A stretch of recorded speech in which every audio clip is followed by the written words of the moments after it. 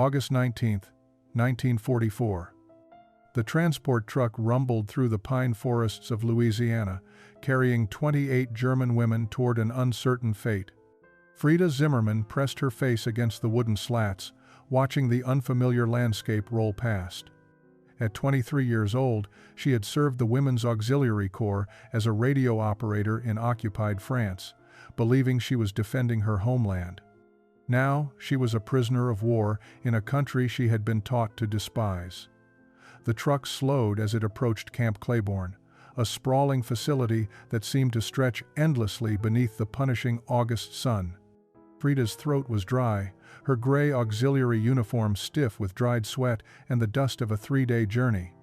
Beside her, 25-year-old Helga Richter from Cologne gripped the bench with white knuckles, her usual composure cracking under the weight of exhaustion and fear. They had been warned by male prisoners transferred earlier to expect harsh treatment.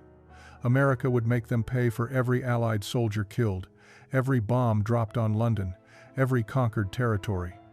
The women had prepared themselves for cruelty, for deprivation, for the kind of systematic humiliation they assumed all victors inflicted on the defeated. But as the truck doors opened and American soldiers gestured for them to disembark, Frieda noticed something that made no sense. The guards weren't sneering or hostile. They looked almost uncomfortable, uncertain how to handle female prisoners. A young private, barely old enough to shave, offered his hand to help Brigitte Meyer down from the truck bed. The 20-year-old from Nuremberg stared at the extended hand as if it might be a trap. The women were led into a processing building where they were assigned bunks, given fresh uniforms to replace their travel-stained clothes, and told that dinner would be served at 1800 hours. Frieda exchanged glances with Wilhelmina Kraus, a sharp-eyed 27-year-old from Leipzig who had served as an administrative officer. Neither woman spoke, but both were thinking the same thing. This wasn't what prisoners of war were supposed to experience. As the appointed hour approached, the women were escorted to a large mess hall. The moment Frieda stepped through the doors, she stopped so abruptly that Erna Vogel, 22 years old and from Essen, collided with her back. The smell hit them like a physical force. Rich, smoky, sweet, and somehow dark, all at once. It was completely unlike anything Frieda had encountered in years of rationed German meals or the thin soups served in military canteens. American soldiers sat at long tables, their plates piled high with food. Not the meager portions Frieda remembered from Germany, where every calorie was calculated and controlled, but generous servings that seemed almost obscene in their abundance. And there, at the serving line, she saw it. Great mounds of meat, dark and glistening, shredded into tender pieces that seemed to shimmer in their own juices. An American sergeant, a black man with kind eyes and weathered hands, smiled at the approaching German women. "Evening, ladies," he said in slow, careful English. "Hope you're hungry. Tonight we got pulled pork." Frieda stood frozen in the serving line, her metal tray trembling slightly in her hands. The sergeant waited patiently, his serving fork poised above the mountain of shredded meat. Behind her, she could hear the other German women whispering in confused German, their voices carrying the same disbelief she felt. In Frankfurt, before the war had consumed everything, Frieda had known plenty. Her father owned a printing business, and their family table had always held adequate food. But that was another lifetime. By 1943, bread had become dense and dark, stretched with sawdust and potato flour. Butter was a distant memory. Meat appeared perhaps once a week, and then only in portions so small they seemed like cruel jokes. The military rations had been worse. Thin cabbage soup with floating bits of gristle, hard biscuits that required soaking before they could be chewed, ersatz coffee made from roasted acorns that tasted like bitter earth. Frieda had learned to ignore her stomach's constant complaints, to treat hunger as simply another aspect of wartime service, like cold feet or interrupted sleep. But now, looking at the pulled pork, her body betrayed her. Her mouth watered uncontrollably, her stomach clenched with an almost painful anticipation. The smell alone seemed to contain more substance than a week's worth of German military rations. "Go on," the sergeant encouraged gently. "It won't bite you. That's my job." He smiled at his own joke, then added a generous portion to her tray. Beside the meat, he ladled a dark red sauce that caught the light like garnets. Then came cornbread, green beans cooked with bits of bacon, and creamy coleslaw. Frida moved down the line in a daze. Helga received her portion next, her eyes wide with something that looked almost like panic. Brigitte whispered, "Das ist zu viel," under her breath. Too much. It was too much food for prisoners. Too much kindness from enemies. Too much contradiction to everything they had been taught. The German women clustered at a table separate from the American soldiers, their trays before them like altars to an unknown god. For a long moment, no one moved. They had been trained to maintain dignity, to show no weakness before their captors. But the smell rising from those plates was demolishing their resolve with every passing second. Mina Kraus broke first. She lifted her fork with hands that shook slightly, speared a small piece of the meat, and brought it to her lips. Her eyes closed. Her entire body seemed to soften. When she opened her eyes again, tears were streaming down her face.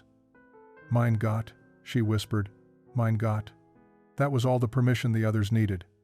Frida took her first bite, and the world reorganized itself around that single moment. The meat dissolved on her tongue, smoky and sweet and tangy all at once. The texture was impossibly tender, nothing like the tough, gristly meat she remembered from Germany. The sauce added layers of flavor she couldn't begin to identify, tomatoes certainly, but also molasses, vinegar, spices she had no names for. She took another bite, and another. Around her, the other German women ate with an intensity that bordered on desperation. Sergeant William Tucker had been cooking for the army for 3 years, but he had never seen anyone eat quite like these German women. They weren't just hungry. They were consuming the food as if it held answers to questions they didn't know how to ask. He stood behind the serving line, watching them with a mixture of curiosity and something that felt uncomfortably like pity. Tucker had grown up in Mobile, Alabama, where his grandmother had taught him the sacred art of Southern barbecue. "Low and slow," she always said. "Good things can't be rushed. You got to give time for the smoke to work its way into the meat, for the fat to render down, for all those flavors to get acquainted with each other." He had enlisted in 1942, expecting to fight. Instead, the army had put him in a kitchen, deciding that a colored man's talents were better used feeding white soldiers than fighting beside them. The irony wasn't lost on Tucker.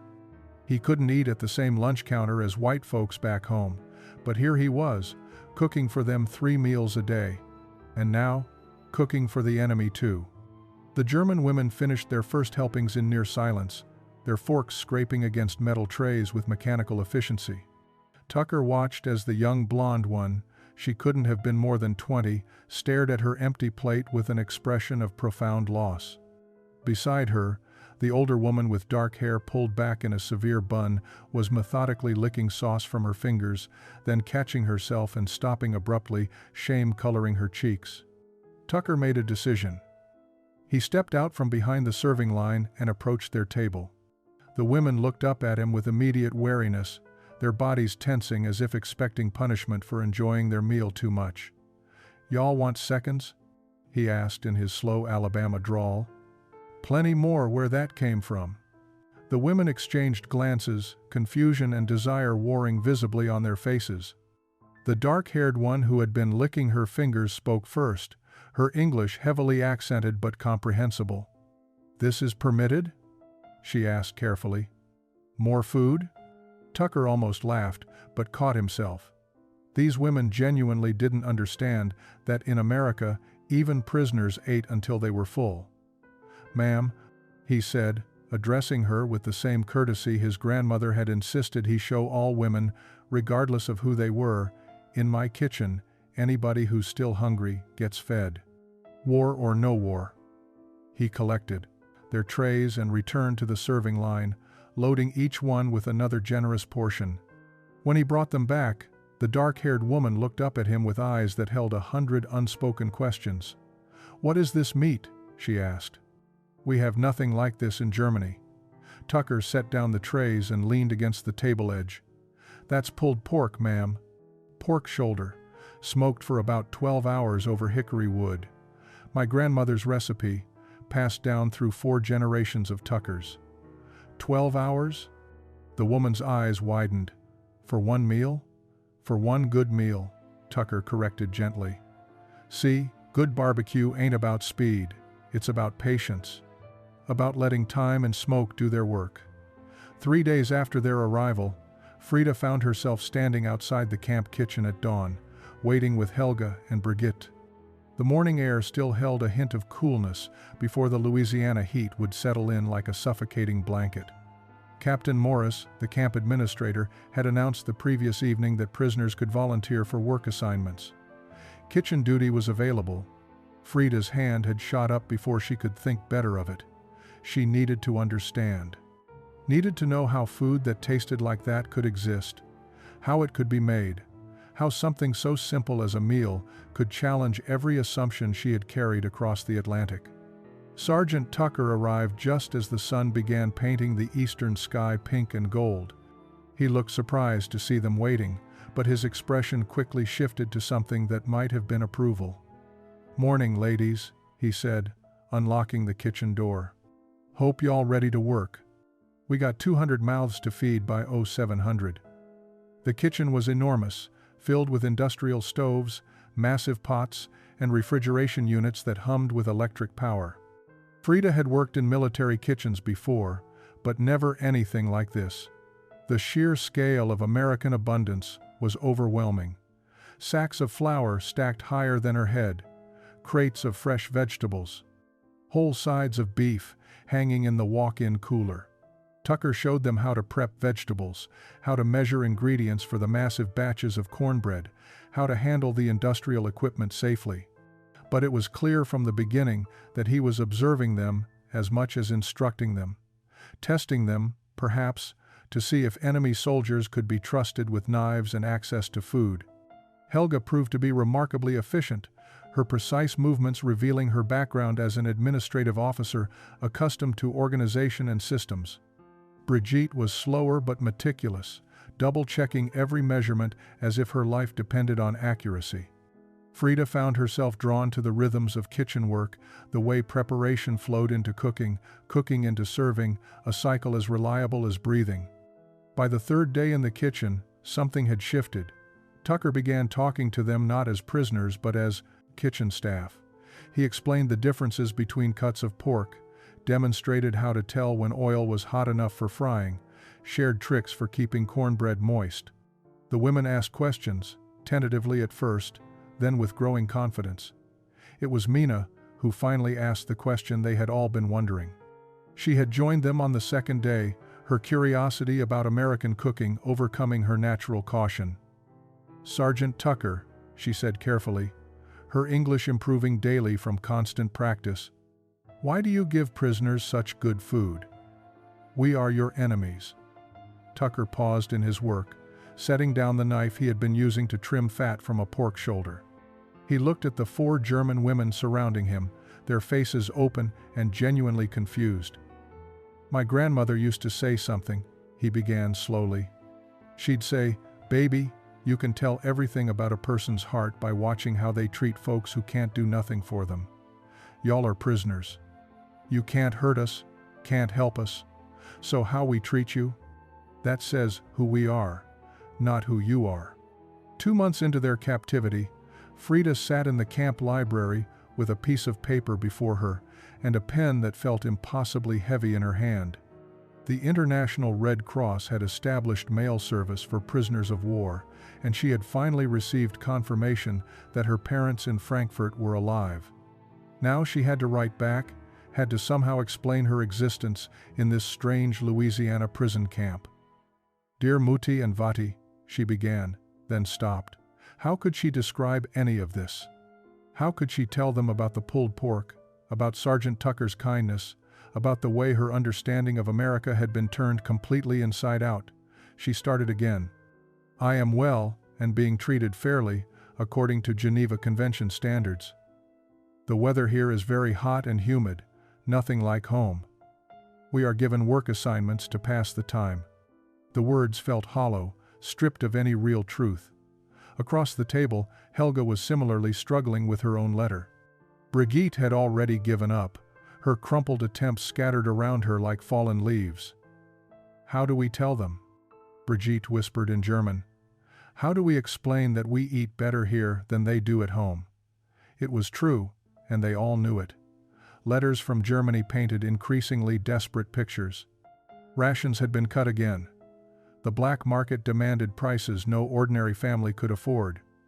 Children were going to bed hungry. Cities were being bombed into rubble. And here they sat, prisoners of war, eating pulled pork and cornbread, gaining weight, while their families starved. Frida forced herself to continue writing. She described the camp, the other women, the work in the kitchen.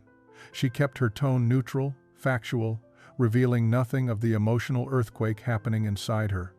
She certainly didn't mention that yesterday, Sergeant Tucker had taught her how to make coleslaw, or that the simple act of shredding cabbage alongside an American soldier had felt more real than anything she had experienced in her 2 years of military service. Then, the news arrived that changed everything. Captain Morris called an assembly on a cold November afternoon. His face was grave as he stood before the gathered prisoners. He held newspapers, photographs, documents that he spread across a table with hands that trembled slightly. "Ladies," he said quietly, "I need to show you something. Information is coming back from Europe, from Germany, about places called Dachau, Buchenwald, Bergen-Belsen." Frida didn't understand at first. These were just names, unfamiliar German words that meant nothing to her. But then Morris began showing the photographs, images so horrific that several women gasped and turned away. Skeletal figures in striped uniforms, mass graves, furnaces, evidence of systematic murder on a scale that seemed impossible to comprehend. "These are concentration camps," Morris continued, his voice heavy. "We're discovering them as Allied forces advance. Your government built them, operated them, used them to exterminate millions of people. Jews, political prisoners, anyone they deemed undesirable." Frida felt her vision narrow, the edges of the room going dark. This couldn't be real. This couldn't be her Germany, her country, the nation she had proudly served. But the photographs didn't lie. The testimony of liberating soldiers didn't lie. The evidence was overwhelming, undeniable, monstrous. That evening, she tried to return to her letter. The paper sat before her, mocking her with its incomplete sentences about weather and work assignments. The kitchen became Frida's refuge in the weeks following the revelations about the concentration camps. While other prisoners sat in stunned silence or gathered in tearful groups, trying to make sense of the impossible horror their country had committed, Frida threw herself into the physical work of cooking. Her hands needed tasks. Her mind needed the distraction of measurements and temperatures and timing. Sergeant Tucker seemed to understand without her having to explain. He gave her more responsibilities, taught her more techniques, treated her like an apprentice rather than a prisoner. On a Wednesday morning in early December, he arrived at the kitchen carrying a pork shoulder that must have weighed 20 pounds. "Today," he announced, "I'm going to teach you ladies the real secret of pulled pork, from start to finish." Helga looked up from the potatoes she was peeling. "You would share this? Your grandmother's recipe?" Tucker set the meat down on the steel preparation table with a heavy thud. "My grandmother also taught me that recipes aren't meant to be hoarded. They're meant to be passed on to people who'll respect them, who'll care about doing them right." He began by showing them how to prepare the rub, a mixture of brown sugar, paprika, black pepper, salt, garlic powder, and a dozen other spices he kept, in unmarked jars. His hands moved with practiced precision, measuring by instinct rather than measurement. "Now, most folks think barbecue is about the sauce," he explained as Frida carefully mixed the spices under his watchful eye. "But real barbecue is about 3 things: time, smoke, and patience. The sauce is just the ribbon on the gift. They worked together to coat the massive shoulder with the spice rub, Tucker guiding their hands to ensure even coverage. Then came the smoking process. He led them outside to the custom smoker he had convinced the army to let him build. A large metal drum modified with careful precision. "Hickory wood," he said, showing them the chunks he had been soaking in water overnight. "You want the smoke to be thin and blue, not thick and white. Thick smoke makes the meat bitter. Patient smoke makes it perfect." The process took hours. Tucker taught them how to maintain consistent temperature, how to recognize when the meat needed more smoke, how to judge doneness not by time but by feel and appearance. Every 2 hours, they checked the shoulder, adding wood, adjusting vents, learning to read the subtle signs that distinguished good barbecue from great barbecue. Mina arrived mid-morning and watched with fascination as Tucker demonstrated the technique of spritzing the meat with apple cider vinegar to keep the exterior moist. "This is like chemistry," she observed in her careful English, "but also like art." "That's exactly right," Tucker agreed. "You got to understand the science, but you also got to feel it. Got to listen to what the meat is telling you." As the hours passed and the smell of smoking pork filled the air around the kitchen, Frida found herself thinking about time and transformation. About how something tough and difficult could become tender and good when treated with patience and care. May 8, 1945. The announcement crackled through the camp's loudspeakers at 1100 hours. Germany had surrendered unconditionally.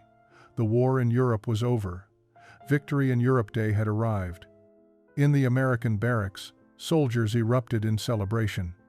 Cheers echoed across the compound. Men embraced, wept, shouted with relief that they wouldn't be shipping out to finish the fighting. The war that had consumed the world for 6 years was finally ending. In the women's prisoner barracks, there was only silence. Frida sat on her bunk, hands folded in her lap, staring at nothing. Around her, the other German women maintained the same frozen stillness. This should have been good news. The war was over. The killing would stop. Eventually, they would go home. But home to what? Helga broke the silence first, her voice hollow. "My brother was in Berlin. I haven't heard from him in 8 months. My sister lived in Dresden," Brigitte whispered, "before the bombing." One by one, the women began cataloging their losses, their fears, their uncertainty. Germany was defeated, occupied, divided among the victors. Cities lay in ruins. Millions were dead or displaced. The country they had served no longer existed in any form they would recognize. That evening, the mess hall felt surreal. American soldiers celebrated with extra desserts and coffee that actually tasted like coffee instead of the usual bitter substitute. The German women filed through the serving line as always, but everything felt different now. They were no longer prisoners of an enemy nation at war. They were simply defeated, their status uncertain, their futures blank. Sergeant Tucker served the pulled pork as he had every Wednesday for months. But when Frida reached the front of the line, he paused before filling her plate. "I know this is a hard day for y'all," he said quietly, "but you're still welcome at my table." Frida accepted her plate with hands that trembled slightly. The food looked the same, smelled the same, but when she sat down and took her first bite, it tasted different. Every flavor seemed to carry a question she couldn't answer. The other women ate mechanically, without the enthusiasm that had characterized their first months in the camp. The pulled pork that had once seemed like a miracle now felt like evidence of their betrayal. How could they have grown comfortable here? How could they have learned to love American food, American kindness, American abundance while their country burned? Mina pushed her half-eaten plate away. What happens to us now? No one had an answer. They sat in the mess hall, surrounded by celebrating soldiers, eating food prepared by hands that had shown them more kindness than they deserved, and contemplated a future that felt more terrifying than any battle. Victory had arrived, but it tasted like ash in their mouths. The war was over, but their personal reckoning had only just begun. In a few weeks, repatriation orders would come. They would be sent back to Germany, back to whatever remained. The repatriation orders arrived on June 3, 1945. Captain Morris gathered the German women in the assembly hall and read from official documents stamped with War Department seals. Transportation would be arranged within 3 weeks.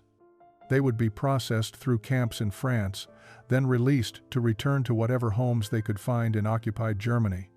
The women listened in silence. This was what they had been waiting for since their capture: freedom, return, the end of their imprisonment. Yet as Morris outlined the procedures, Frida felt a growing sense of dread that had nothing to do with the Atlantic crossing or the uncertainty of what awaited them in Germany. That night, she couldn't sleep. She lay in her bunk listening to the sounds of the barracks, the breathing of 27 other women, each wrestling with their own fears. Finally, she rose and walked to the kitchen. It was after midnight, but she knew Tucker sometimes came early to prepare for the next day's breakfast. She found him sitting on the back steps, smoking a cigarette and looking up at the stars. He glanced over as she approached, but didn't seem surprised to see her. "Can't sleep either?" he asked.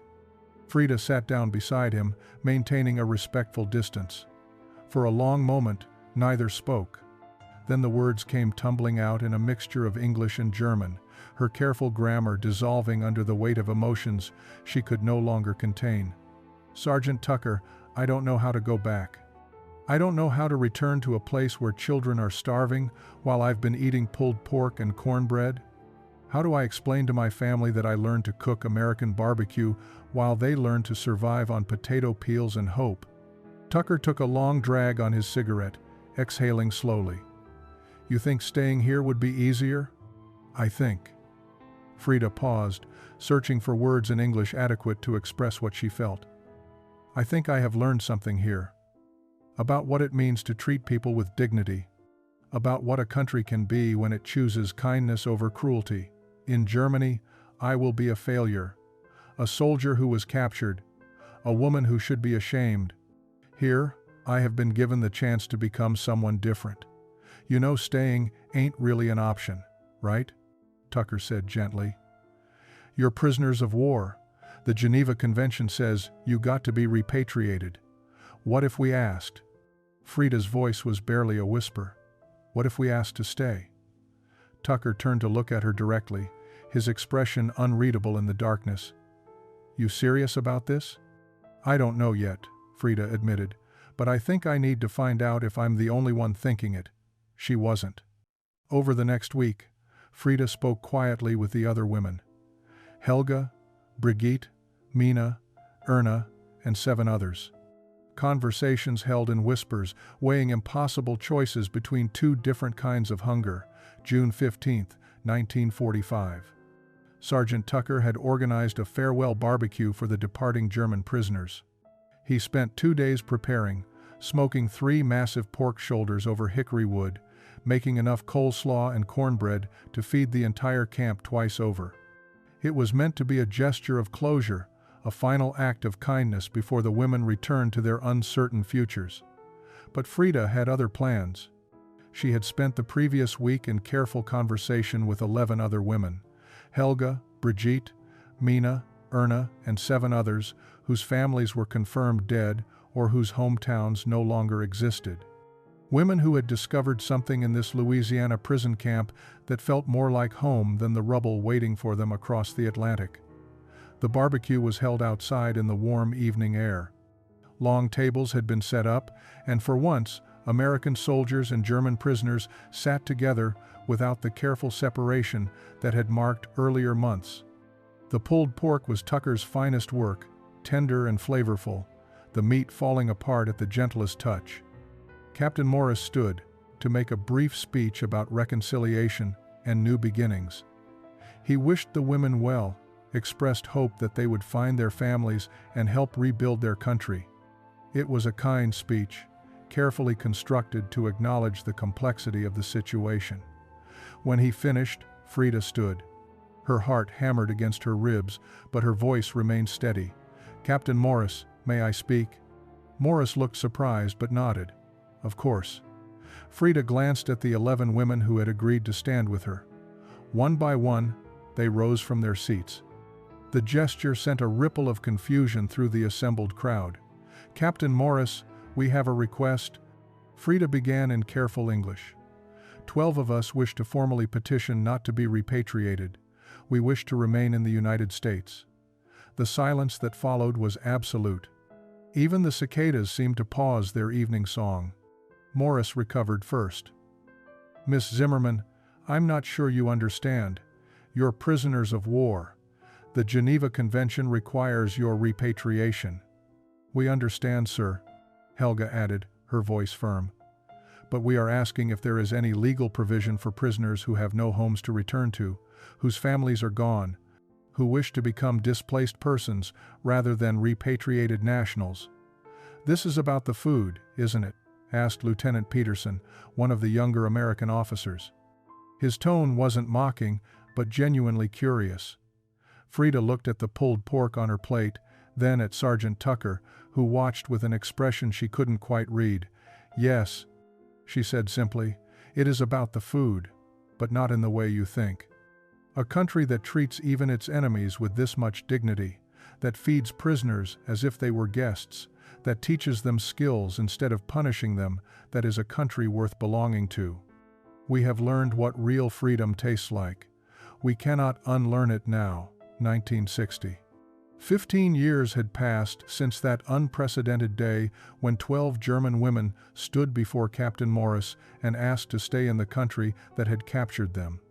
The request had triggered months of bureaucratic deliberation, legal consultations, and congressional debate. Eventually, a compromise was reached.